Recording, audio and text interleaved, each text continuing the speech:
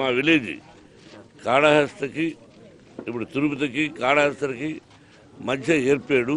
ఆ ఏర్పేడు దగ్గర నుంచి 7 కిలోమీటర్లు నడిచి వెళితే నేను ఎంపీగా ఉన్నప్పుడు రోడ్డు వేశాను. అక్కడ మోదుగులపాడు గ్రామం.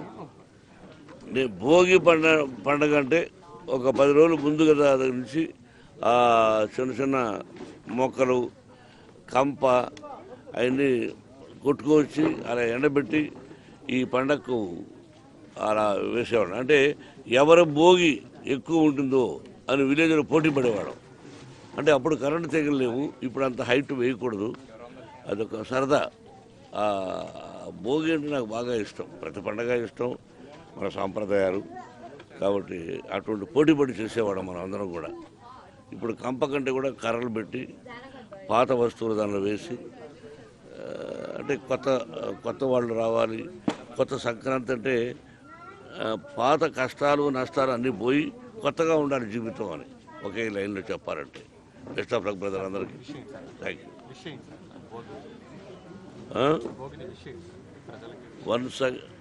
వన్స్ అగైన్ భోగి అంటే మకర సంక్రాంతి, కనుమల పండుగ, పశువుల పండుగ, అన్ని పండుగలు ఇప్పుడు జరుగుతాయి. అన్నిటికీ శుభాకాంక్షలు. ప్రతి ఒక్కరూ క్షేమంగా ఉండాలని షిరిడీ సాయినాథుని కోరుకుంటున్నాను.